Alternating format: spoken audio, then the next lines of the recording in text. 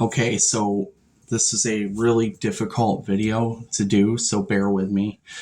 I have other channels, but this is the only one I have covering this kind of content. Anyway, what I'm doing, or what I did do yesterday, was DIY TCA cross. And this is TCA 100%. It's a sample size. Yeah, I'm sorry, it's blurry. My camera sucks. But you can get this off a website. If I remember which one it is, or I can figure out which one I bought it from, it was like 20 bucks for a sample size. And this is all you need. This tiny little vial. This stuff is so scary and incredibly strong. Be extremely careful with it. I've been trying to treat my acne scars. I'm 35 and I've never tried to treat them before. See, you can see them.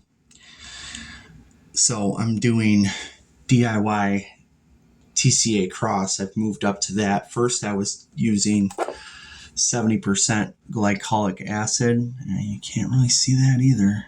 But this is on Amazon. It's everywhere online. You can find it. It wasn't working too well. It didn't make me peel or anything like that. So last night I put some TCA on my forehead, and oh my God, it scared the shit out of me because it is just so strong. It's nothing like the glycolic acid. I mean, I could just feel it frost. I could see it frosting and feel it burning very aggressively. So I got scared after about a minute, and I put some baking soda mixed with water on it to deactivate the acid. And that's what you want to do first and foremost before you even mess with this stuff.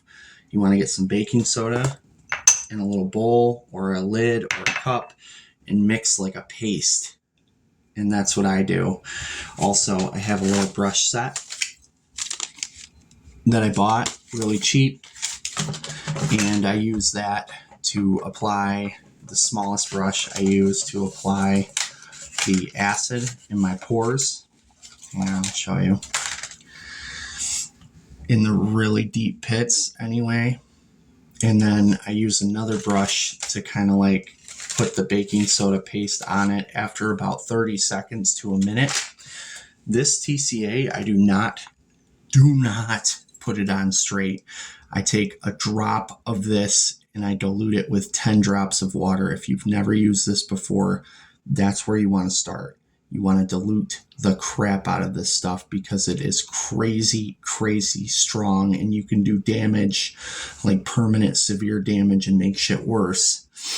So yeah, I diluted mine down to like 10 or 20%.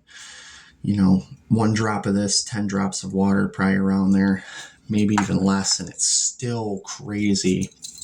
But this is day 2. The TCA, I dabbed it in each crater or, divot, and I let it sit in there for at least a minute until it was really, really burning, and then I deactivated it. I did one side, and then I deactivated it with baking soda, washed it really good, and then I did the other side, and I did the same thing, and it was white last night. Google says that's normal. That's called frosting, and I thought it was going to stay white because I couldn't scrub the white off, but it went away and it kind of turned red. See that? Oh yeah, you can see my scars. They're kind of deep. I don't know what you'd call these, but also I've been doing microneedling. This is the microneedling pen that I bought off Amazon, really cheap, like 30 bucks. I've been doing that for months now, but TCA Cross is going to give you much better results on acne scars. I don't know where my tip went for my microneedling, but I wanted to show you that. These come with tips. Basically, you get like 36 needle. You get a 24 needle tip and a 12. I wish they had a tip that was like 1 or 2 or 3 needles, because 12 needles going into your skin at once, if you're actually penetrating and bleeding, it's very, very painful. You can get tattoo numbing cream to help make it better. But yeah, it's very, very painful. And as far as like the 36 needle tips that came with this, I can't even make them puncture my skin. One really good trick to that is to take a shower. I take a shower in here. Which softens your skin, you know, when your skin's saturated, and then I leave like the fog in here. So it stays saturated, stays wet, and then I do it, and I notice it's a lot easier to penetrate my skin. If I do it when my skin's dry, it's like really, really tough, and it's hard to penetrate. But yeah, for those experimenting with this stuff, it will absolutely work. Be patient.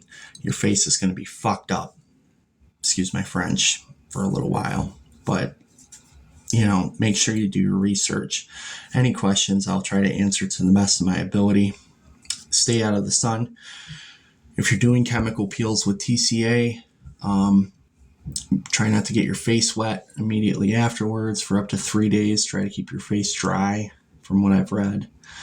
And when stuff scabs up, if you're doing TCA cross, leave the scabs. Do not pick the scabs. If you pick the scabs, it's not going to do anything. Underneath those scabs, you have healing going on. You have collagen being reintroduced. You have magic happening. So as long as those scabs are there, your scars are probably going away.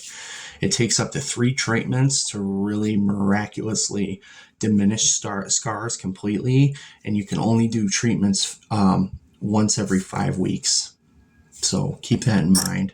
As far as microneedling, I was doing it once every week and combining it with retinol. CeraVe, I think that's how you say it. This is cheap, local. And then I have 5% retinol from Amazon. If I have a link, I'll post it. Retinol plus serum, retinol 5%, vitamin E 2.5%. This is cheap. It's from 3